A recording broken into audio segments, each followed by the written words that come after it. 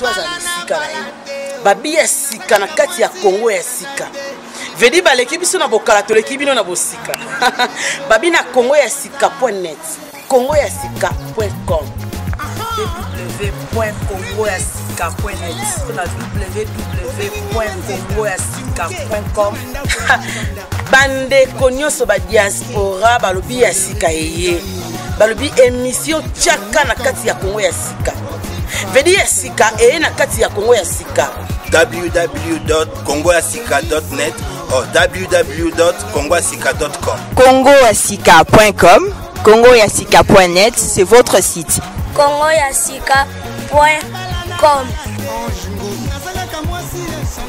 balobi mutu aningana te mutu abouge te mutu azala esika na ye babi ya sika na kati ya Congo ya sika vedi baleki biso na bokala toleki bino na bosika babi na Congo ya sika.net Congo ya sika.com ya boss Maurice Premier balobi mutu alakisaka nzeba bazali tusima balobi mutu azali te ya sika na kati ya Congo ya sika vedi émission tchaka ya Maokif Maman Star balobi po bozwa biso www.congoyasika.net www.congoyasika.com vous avez jamais dit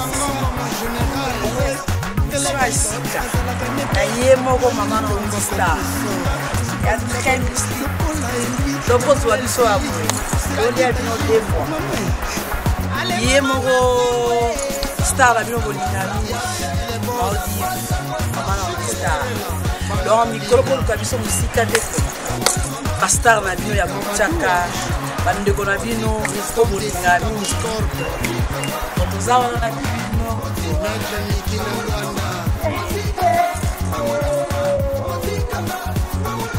Congo ya sika.net ozali sola likolo balobi ya sika eye na kati ya Congo ya sika émission ya mwana mboka émission tchaka ya Maokif Maman Star babi pour retrouver Maokif Maman Star siko il faut zonga na www.congoyasika.net www.congoyasika.com tozolia bango defu balobi biso toza ba professionnel masolo ya Congo ya sika ezaka kasika po baleki biso na bokala biso toleki bango na bosika avec Maokif la Maman Star émission tchaka na kati ya Congo ya sika.net.com tozolia bango deux fois ya boss Maurice Premier toza toujours premier tomemi binoto tokena bino tozokena bino Congo ya sika.net.com rendez-vous na Congo ya sika.net.com avec l'émission Tchaka de Maokif la Maman Star l'artiste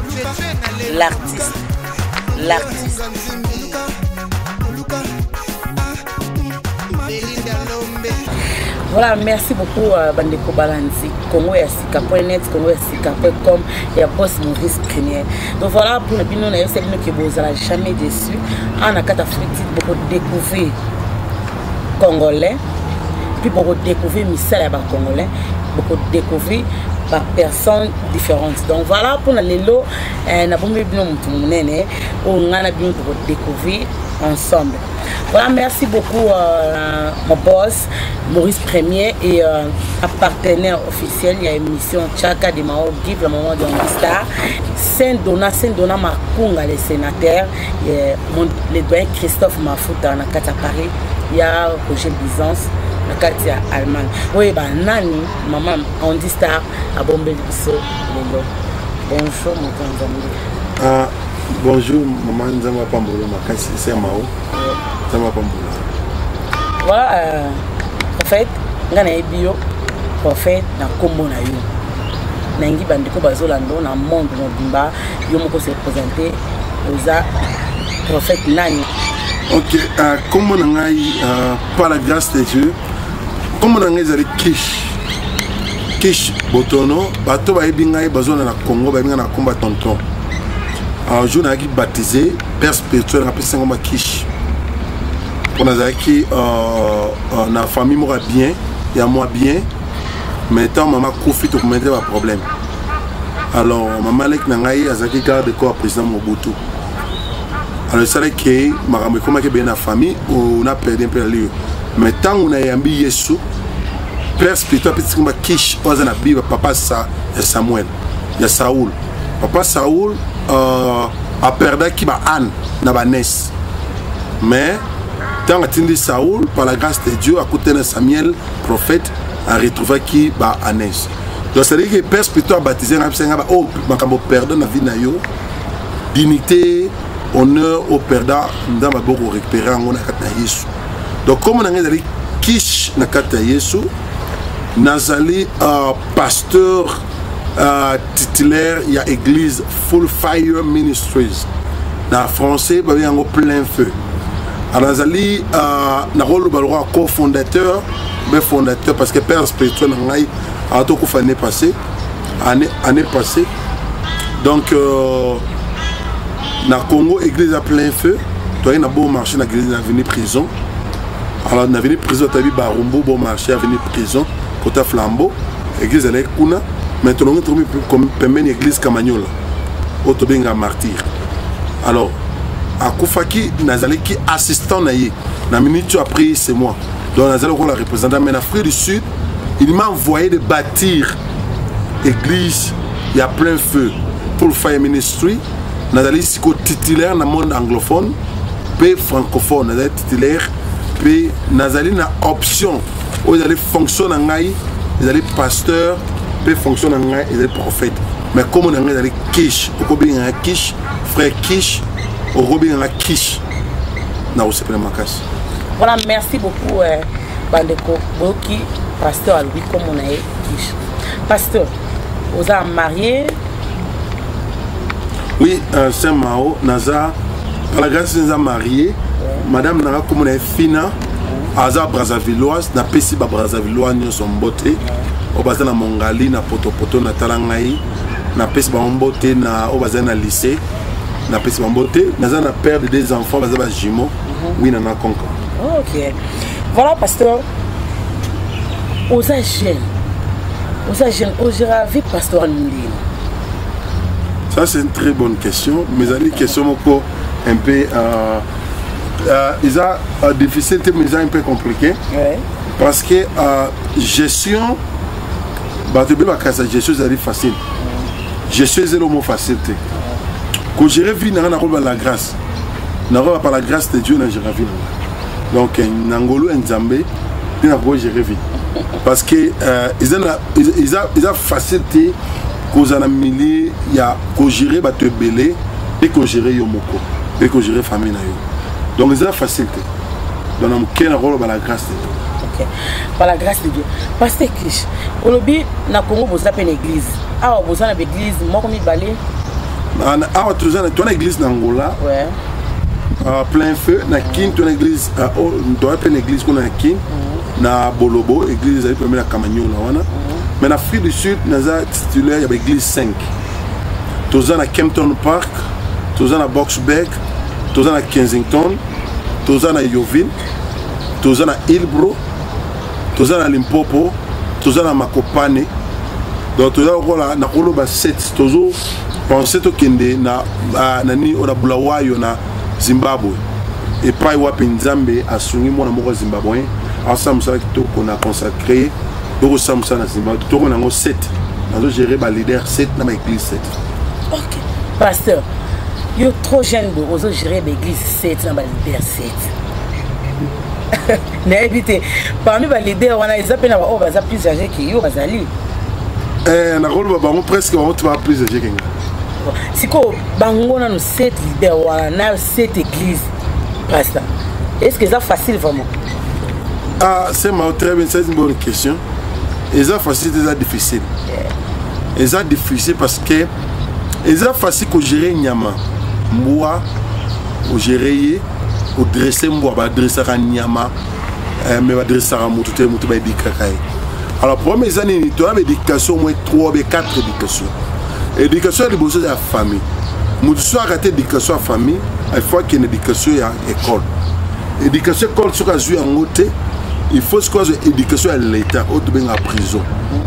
Alors mutu qui est prison à coquillité donc 4e ya suka loka 4 évangiles fa suka na buka nzambe to benga église alors que gérer mutu oyo famille koki été environnement pèse éducation koki été deuxième éducation tout le monde est sous l'état koki été troisième éducation alors mutu na suka na église pasteur a éduqué de ce que gouvernement koki été environnement famille koki été pasteur kokaé donc ça dit qu'ils ont facilité dans le lobby pour gérer bateau mais avec la grâce de Dieu avec l'esprit de Dieu le Dieu qui donne la vision donne sur la provision bezo bunda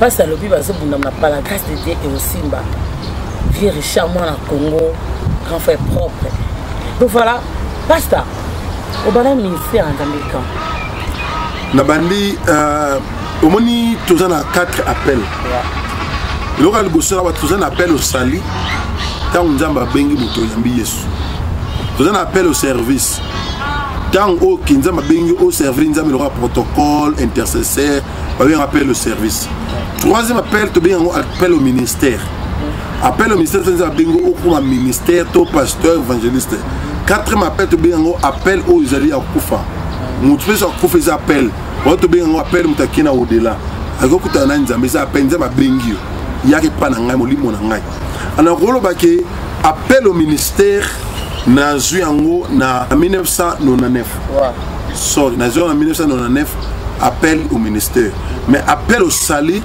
na zuyango na 1997 donc nde toloba na 97 ni na bongo moté 97 98 99 après 3 ans de na commis appel au service tu n'as commis qu'au servir Nzambe. Na 2007 avant mariage nanga ne père spirituel nangai a décidé qu'il a ordonné ngai batebe ba barate tout ça la ordination peut tout ça la consécration tant on a un appel au service tu vas consacrer ngai na serviteur de Dieu mais on a qui ministre de Dieu beaucoup de gens t'ont commis serviteur à quand c'est comme ministre a comme que ça l'église qu'on crée l'église que ça des autres yango na pamboli nzambe pour na gouverner yamboka kinshasa azo kanga l'église donc ça dit qu'ils ont créé distraction donner le baké batebeli baza ba serviteur mais ba ministre de Dieu mais ministre de Dieu aza serviteur mais serviteur de Dieu aza ministre de Dieu alors on a qui serviteur de Dieu mais ministre de alors après na 2007 né na recommandé ministre de Dieu ordonné par Bishop Mwanza à la fin pasteur el bosso banda croisé na Kamanyola Bishop Mwanza na PC Mbote Salon en passant à la école pastorale Bishop Jerick Wanga ta référence ali Bishop Armand Djembu na Brazzaville na Brazzaville kuna a Pambola ngaipe na PC Bangombote donc c'est-à-dire que na 2007 ndé na comme qui pasteur na ministère pastoral prophétique. OK. Pasteur Kish, on a fait des difficultés ni on besoin dans l'église. La difficulté les besoins ali ils ont d'abord ils ont la reconnu. Congo ils ont une structure moroté. Donc le corps structure est sur le plan économique, politique et religieux. Dans aux en Afrique du Sud, pasteur, personne ne peut te reconnaître comme pasteur. À toi, il y a un Congo, il y a classe. Toi, il y a pasteur, vous avez reconnu. Difficulté à l'Ibosso. À toi, c'est le lettre de l'ordre de mission. Ils ont reconnu en Afrique du Sud. Donc, il faut toujours pousser les études dans l'Afrique du Sud. Alors, difficulté à l'Ibosso. Difficulté à l'Ibosso, ils allaient salle. Quand on a mis ça en Zambé, il faut dans la place. Et les Arabes, dans le milieu congolais, sud-africain, salle, ils allaient difficile. Troisième difficulté, toujours, qu'ils ont des difficultés à la langue. Tout la langue française ou en anglais. Ils allaient passer par des ce sont des difficultés autour de dans le cadre de l'Afrique du Sud. Il y a une instabilité dans le pasteur congolais, il y a un Zambé, mais comme il y a un pour l'anglais, tu as que dans la classe, avec l'anglais, ils ont pas de difficulté. C'est quoi, pasteur? Là, qui est dans la classe, attaque Moussa Nzambe. Na Congo, tout le monde a terre en français et puis lingala. soit monoko ya mboka soit monoko oza facilité à prêcher évangile mais tant on yebi que ozu ani tina fiti oza pays anglophone pourquoi pas ba passer on va se préparer non se préparer ko yeba langue pourtant on ya o et même on a pas difficulté. Ok, et là on a colo benjani bande bozola na très bien c'est mao question qui tourne makasi au moni ils ont la muto aza portugais ina kin anga sa église le portugais à réussir donc ce portugais ina kin ça il faut le baningal alors difficulté de so kuta na ngefali ko ay ko la lingala tiaye ko la nzembo ya lingala e yawe kumama donc tiaye ko la yawe kumama wana ils ont des retard donc ils ont des difficultés biso peut to kuta na mon anglophone mais pour moi c'est que pour le anglais ils ont étudié ils ont la classité langue secret à langue ils allaient vanda na ba kolo langue ndo lo ba langue donc un pasteur na Congo au rôle anglais ba na Congo ils ont vraiment bande boli misé anglais pindati au moni anglais ils allaient anglophone ils ont na kata monde anglophone ndé on comprendre anglais donc pour muto à comprendre pas ça musa nzam anglophone il faut avant un milieu anglophone ndé à s'adapter puis à s'intégrer. Après adaptation et intégration, nous sommes capables de s'exercer aux ministères. Ok, merci beaucoup. Parce que la question est que tout le monde au moins, tant que nous avons besoin de tant que Congolais, si nous avons Congo, pour Bima, il y a des pays étrangers, au moins, nous avons comme vraiment frère mondial.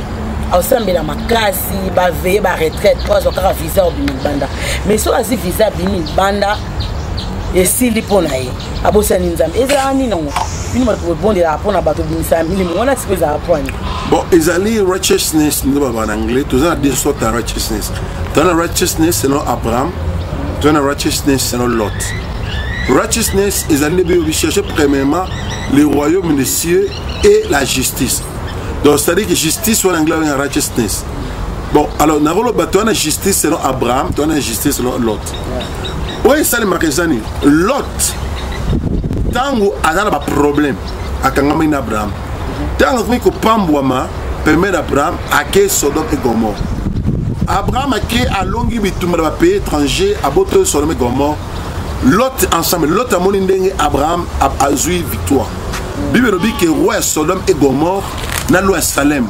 Le roi Salem a écouté Abraham. Et la Bible dit que Abraham lui donna les dîmes de tout. Le roi de Salem. Alors, parce que le roi de Sodome et Gomorre, Bango a vénéré, respecter Abraham. Pour Abraham a bêté qui bango. Mais l'autre n'a pas vu Moussa Onza n'a vu Abraham. Donc l'autre, malgré tout ça, a souki kaka kosongana na Sodome et Gomorre. Et ils sont là chrétiens. Oh, bazali ba chrétien, mais bazali ba chrétien pour un problème. Ce problème est scellé à ce chrétien. Alors quand nous avons pour la difficulté, alors quand nous avons été pour la bolingo, nous avons le papa. Donc c'est ça la réponse. Voilà. Azul kanzambe pour na bolingo et non pour nzambaza papa. Siko elo kone ezaka pour na biso ba congolais to za pour na ba africain belé. Non, ils ont pour na africain nyonso. Ils ont problème aux pour na mindele pe. Na mono plus pour na mindele, tant ils ont ba problème, au moins ba prière, ba nuit de prière. Imagine toi que Moundé a commis qu'on a veillé. Ils ont arrêté. Mais Moundé a veillé pour un problème. Banque a boté le pan, a boté le ndak. Maintenant, tu as bondé le pan aux zones ndak, aux zones tout les zones.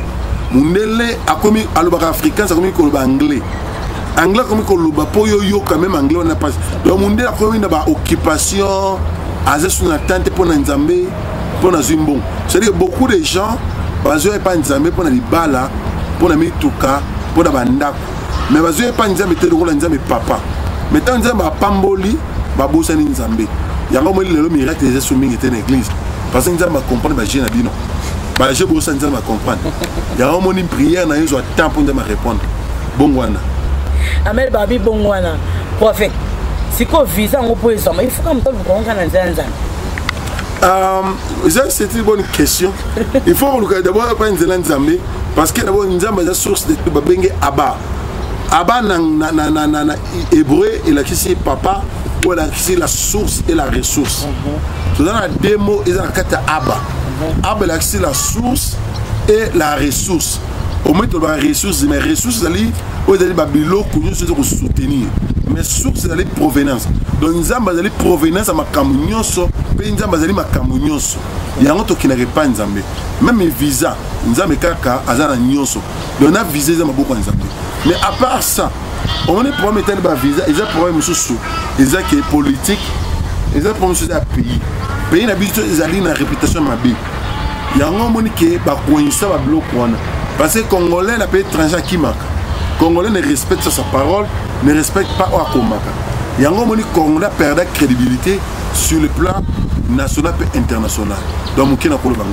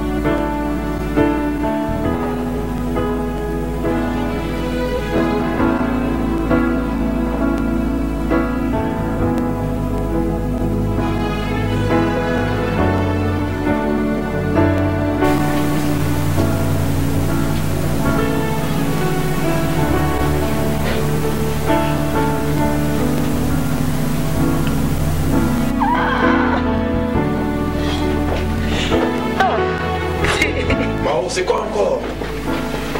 Fallon? Yaka? Calme-toi. N'est-ce que yo, Zara Kimia, et ça m'a Yaka, tu vois?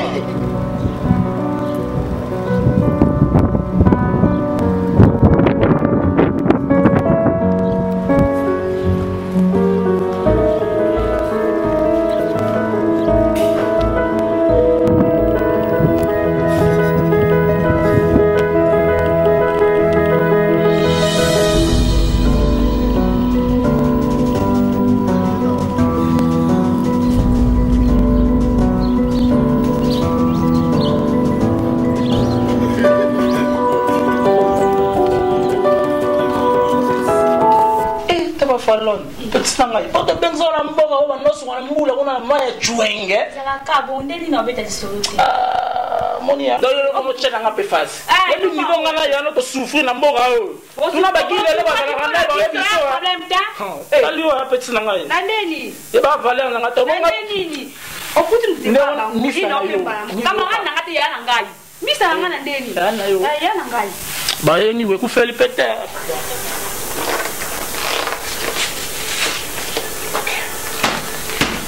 On va bien s'entraîner ici. Ça va, comme ça, les soirs, je vais t'emmener à la gym.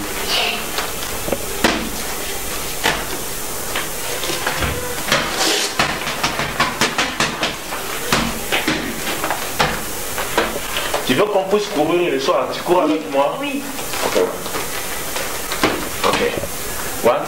Yes. 1, 2. 1, 2. Yes. 3. 1, 2, 3. Oh!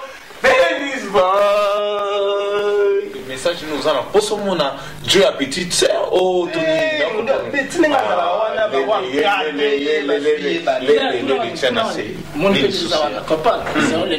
Voilà. On a petite sœur qui soya.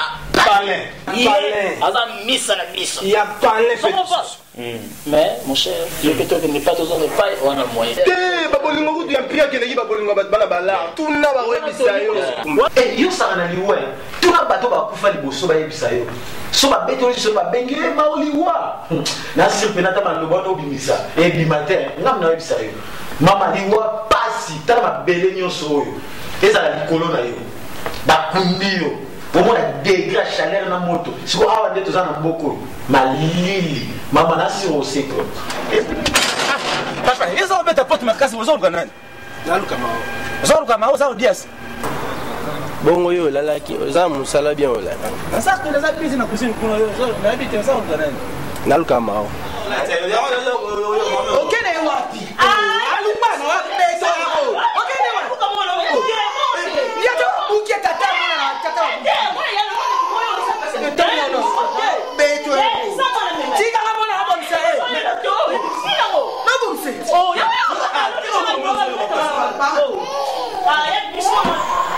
Donc il faut demander aux gens de tambola dans la donc ça on est si pensé à tinga ça on est pensé à moi na ba viola maman bango donc on a dit tandis nabi nako kiko autorisé jamais ba ko insulter maman mais nga nazo comprendre nga nazo mbali mais makamunga nazo mo n'est pas mwana oyo mao na ebita pas mon a comme un peu suspect na ebité azola la ezani asako tunanga oyo na utuzangwa oyo na samu to ya mbeto mao mais o mabeleti ça nous a bisoté papa banda au Cape Town mabele soyi kosanza obokanti zali bongo te bisanga bongo mama consolenga mama na oyo sanzelanga mao mama ozokani mama mon dieu papa nasalela ko ya solo nasalela ka ya solo likambo nini ezokota na famille na nzambe nzambe sikungana bima pesa bona mai bona muni ngato suka ya ka dérangement poni yozala pardon bima nanu kende no libana ngana sokola nanu oya osokola swenga na sisi yo kende no libana kinde na laba ni bisala ni otaka nzamba ni bisapeyo oh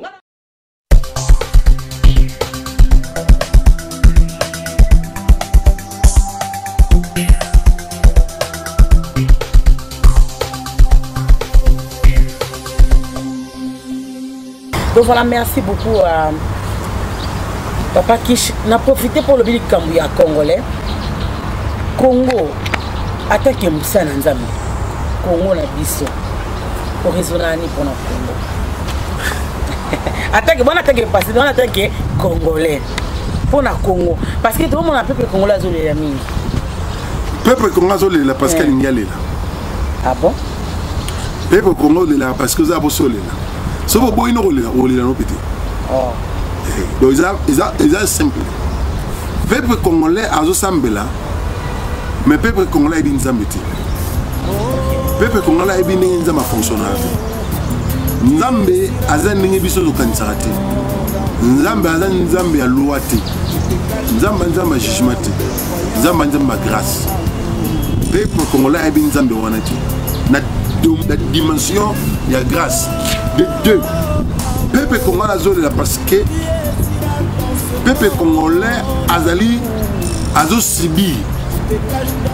Où ils allaient plan moko orchestré, préparé par les occidentaux pendant la nuit des temps. Donc peuple congolais la moque a côté plan moko déjà établi. Alors de trois. Peuple congolais a souffert parce que le peuple congolais a dit le peuple le plus divisé au monde. Le peuple congolais est le plus divisé, il y a un souffrir. Là où il y a la division, il n'y a pas l'unité, il n'y a pas le progrès. Le progrès, c'est là où il y a l'unité. Là où il y a la division, le pays n'est autant jamais. Même Jésus a dit qu'une nation, une famille qui est divisée et dévastée ne peut pas se soutenir, ne peut pas aller de l'avant. Donc le peuple congolais a divisé. Tout ça d'abord, on a appelé 450 dialectes. 450 est obéi en richesse.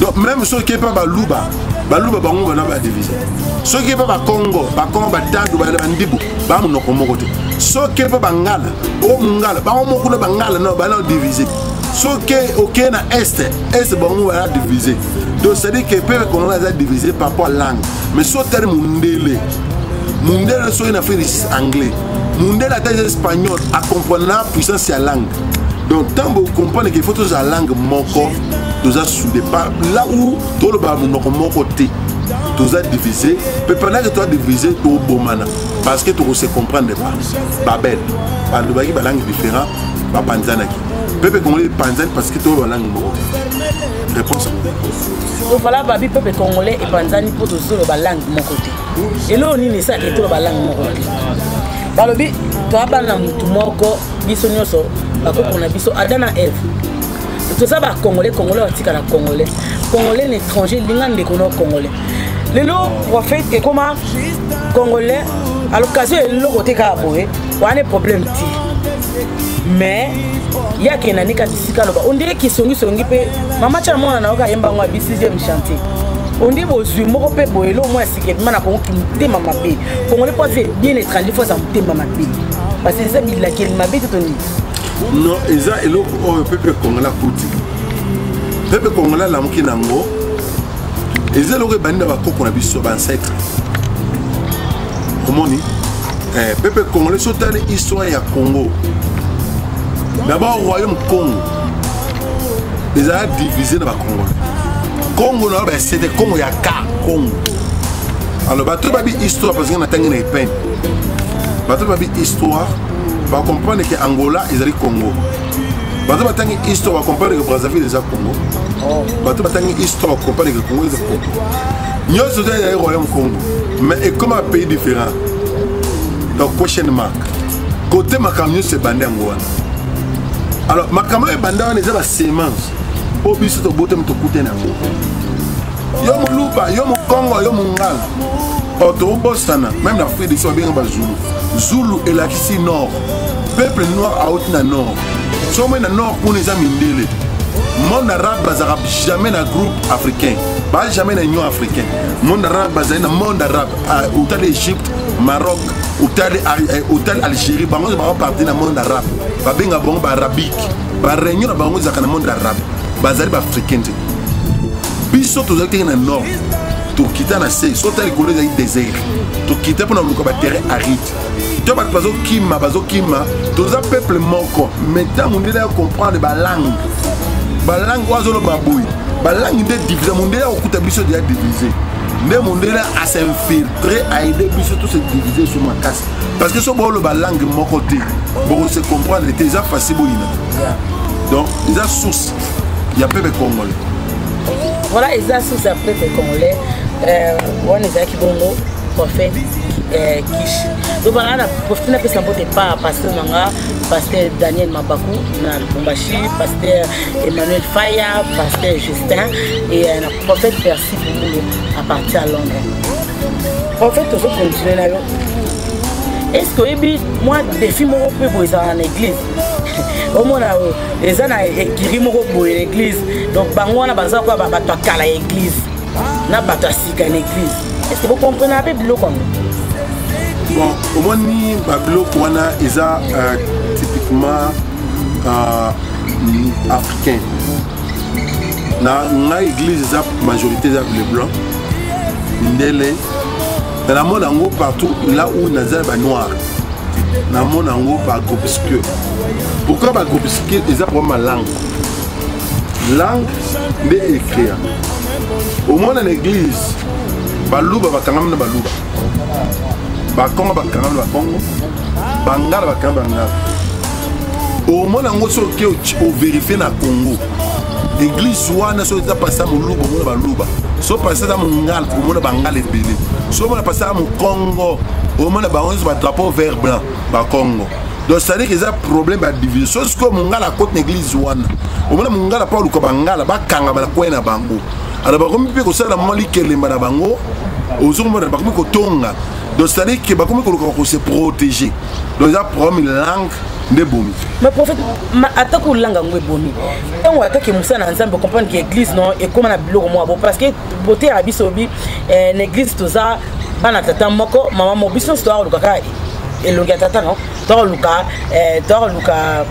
beaucoup za likolo. Siko tant vous comprenez pourquoi pas arrêter hémorragie on au lieu que continuer ka malgré langa ngo est divisé biso. Siko pe le lonet na Afrique awa et comment soko za na l'ambassade ka to ko l'église. Moi ba défi mo écoute na ka église na bil makamba ko lata donc ba tum somo ba so ba na ba ko samela po nini fitité koti makasi na église. Bon on est à Mao na rolo ba na monde ba so la neza purement congolais. N'est président Rwanda Lubaki. Problème à congolais ezali congolais azana raison. Congolais beaucoup de choses au bilamba. Zimbabwéen, sud-africain, makaba bilamba s'intéresse à pina na monte. Pasteur on a ta t-shirt na coupé na a te ya penguye nzambe kita. Pasteur au moins il a tatou. Au beti de bakuyo congolais faut moi ça la kitambala. Mais pasteur qui t'angouza.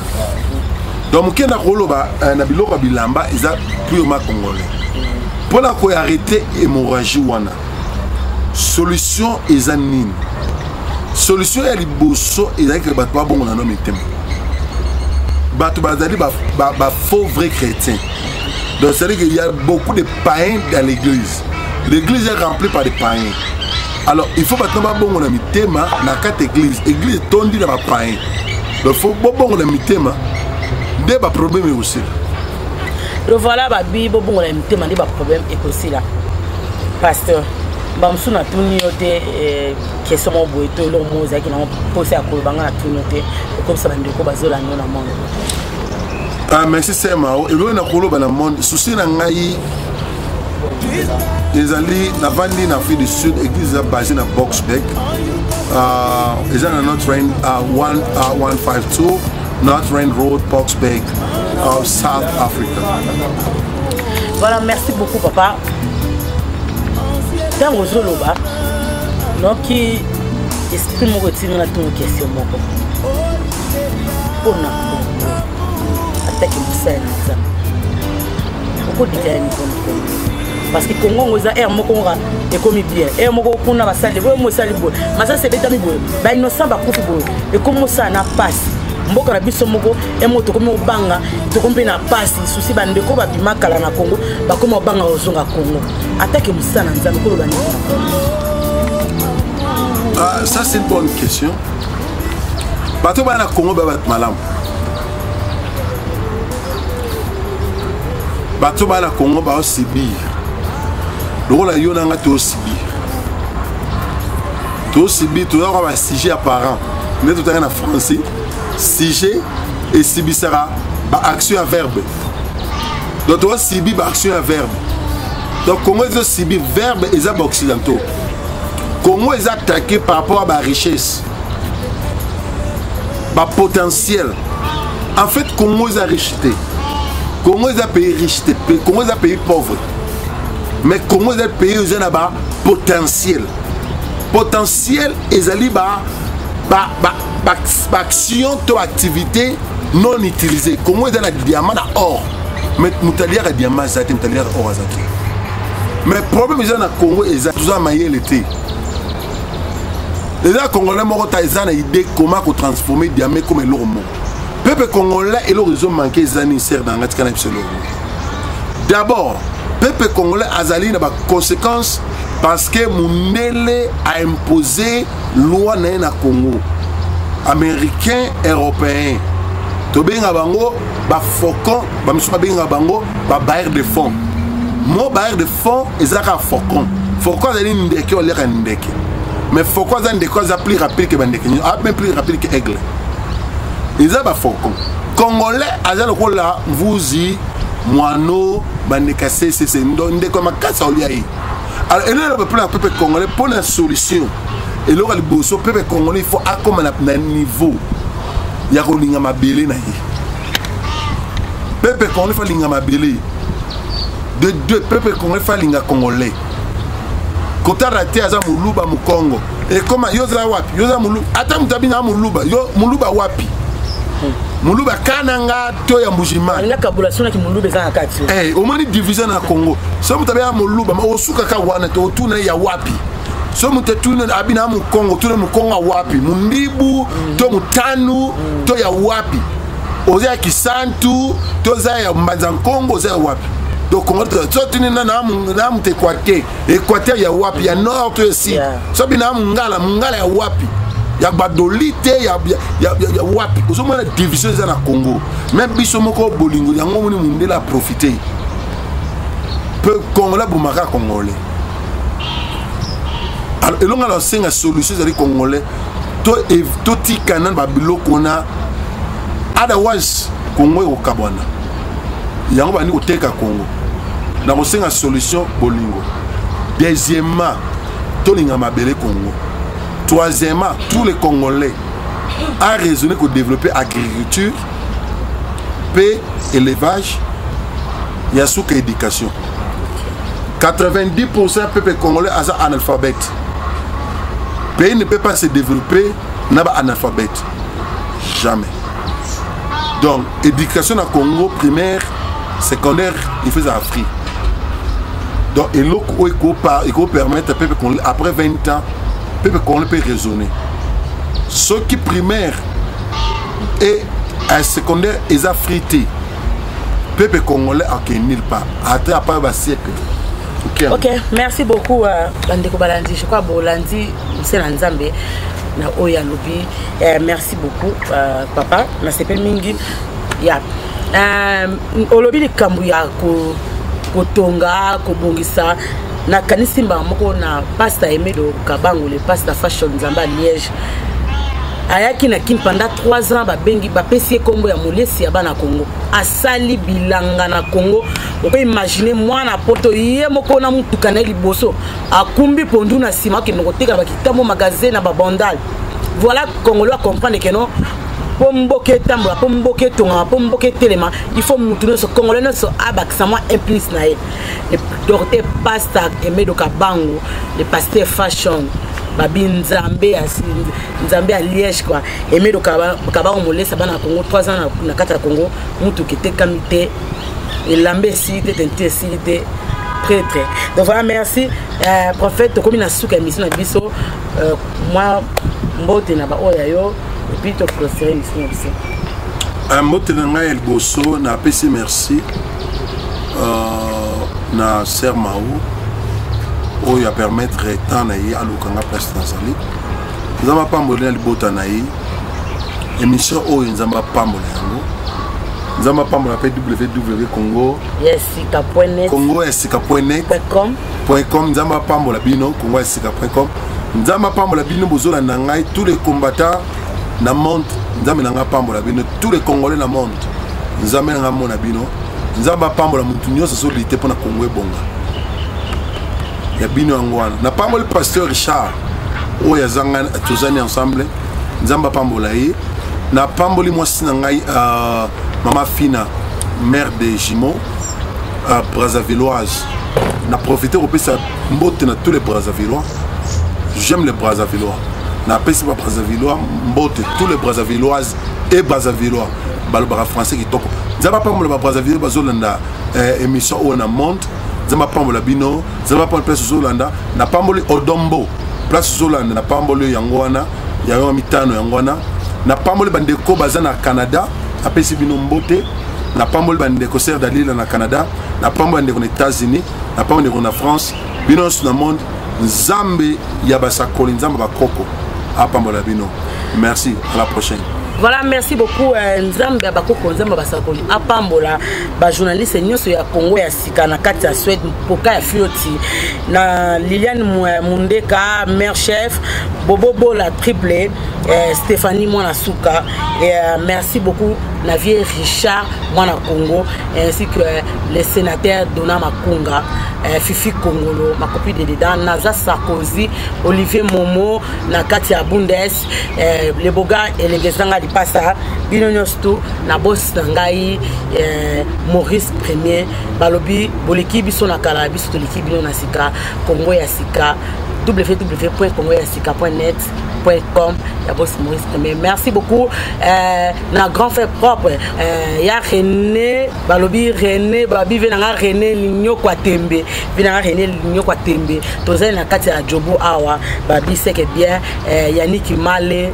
À mon fils Andy Star, fils à maman, famille qui voulait mon bimba, Yamni qui voulait, j'ai tout qui voulait tout, famille Tamba, Noula Tamba, Yarosi Tamba, Balobi, Kaba Betogo, Nakata Norvège, Béni Makos, mon producteur, merci beaucoup. Café Noir de la Norvège et Ben Talon Bolembingazo, Garçon Fashion, Makim Mazimba, la Mobala Nancy, Nakata Belgique, Patricia Moutela, Nakata Belgique. Donc voilà, merci beaucoup, Bino Tokutani, Balassi. Maybe you are following me around the world. I want to just say something quick, short in English. The Lord Jesus loves you. God loves you as you are. And He died for your sin. There's nothing you can do to justify yourself. There's nothing. There's no any effort you can do. The only one thing you want to save yourself is to rely on the blood of Jesus, to rely on Christ. He loves you. You can give your heart to Jesus. You can believe in Jesus. And Jesus wants to enter into your life. And want to save your life and save your family. So this is the word I'm giving to the world, around the world. Europe, America. The last word I have is give your life to Jesus. Believe in Jesus. He's Alpha and Omega, the beginning and the end. The first in life. He wants to save your life and to change your life. If you believe today, if you believe now, your life will change. No matter what, your business will change. No matter what. I want to pray for you, Father. Bless everyone, anyone around the world. French, Europe, America, Asia, Africa, wherever they are following this DVD. I pray, no matter what, no matter who you are, I pray now, put your hand on your head. In the name of Jesus, I release healing in your body. I release deliverance. New beginning in your life. 2014 must be the year of turnaround, the year of your breakthrough, the year of your miracle. I pray and I destroy any evil covenant, any curse must convert to the blessing. Any curse must destroy now in the name of Jesus as blessing upon your life in the name of Jesus. And I bless Sister Mao, wherever she say now. God must bless Sister Mao and the cameraman, my brother. God must bless him and bless the family. May God bless you, and I'll see you next time in the name of Jesus. Amen. Amen. With us. Pray a lot, fast.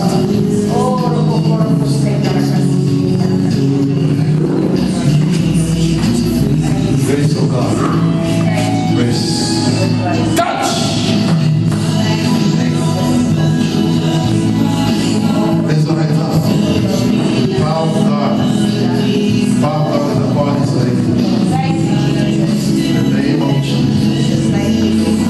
Praise His name. Touch. Touch. Real sheep. Something. Now. Go with God. 3 of you. Resurrect the power of God. The electricity of the power. Walking. Something crossing this marriage. God visiting this marriage. God says something happening now. Something taking place now. From God. Bring it. One more time. One more. The power of the Holy Ghost. Oh, we need the Holy Ghost. This family need the Holy Ghost. They need the Holy Ghost. Jesus. Mercy, Lord. Grace and mercy. Thank you, Jesus.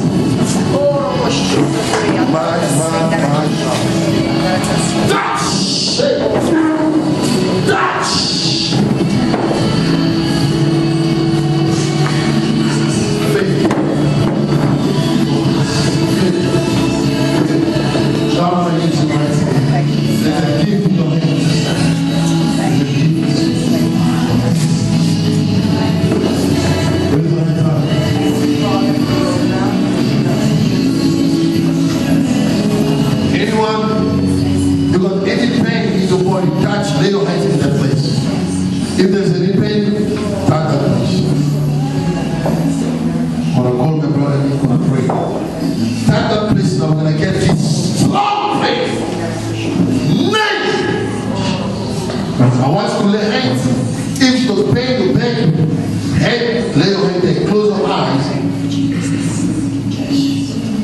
I'm probably going to pray for healing because God told me about that gift of healing. The anointing up over me, upon him across to him. That anointing upon him gonna start to attack the people. Oh my gosh. Raise your hands, just touch. Put one of your hands in that place, one of your hands lifting up. After here, there's a pool of miracle. Anointing it. Everyone will cross that pool for miracle. Amen. And believe me, you will testify today. Amen. Glory. Thank you, Jesus.